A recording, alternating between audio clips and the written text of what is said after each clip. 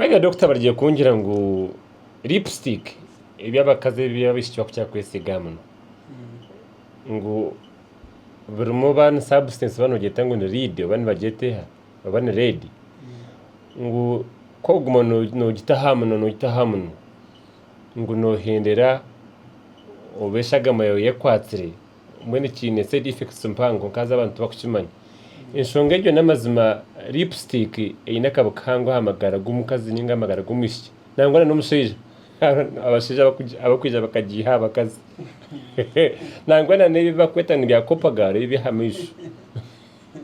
Yes doctor. Okay. Kenneth obuntu bwawe bwe no bwihankahi. It is true chishire echo wagamba ngo ebintu ka lipsticks there are more harmful substances. They are not supposed to be consumed. Ebyo no babikora for external use only. Na to yine kubitasyo munda timeri. They are not approved by International Food Association. So tebinte ba approving jere bagizire ngo bikiriza ngo nemere erishimikwa neriwa abantu. So birumu harmful substances or ebinte bikubasa kuteganisa abantu chumari ebyo ni lead.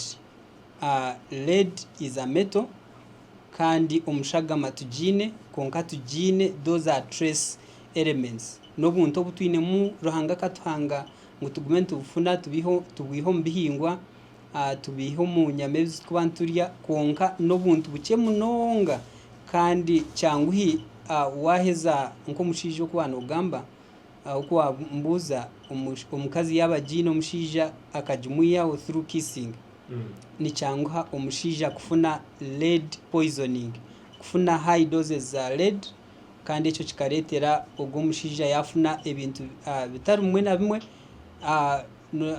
bimwariye bibya kufuna nko mushija ni confusion, omutwe naterwa omutwe, headache, confusion, lack of concentration, ushanga umushija ari irritable, ayine kiniga wamunyizia aburoturo, insomnia.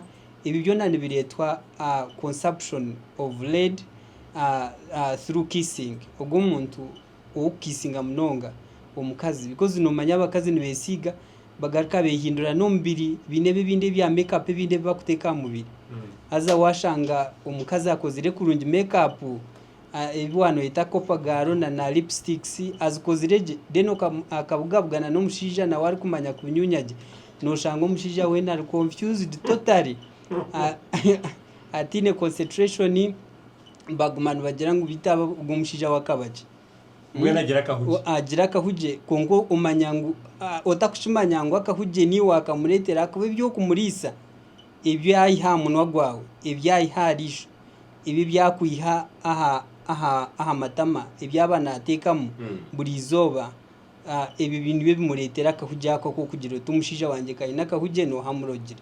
Okay, yabere munonga refusari.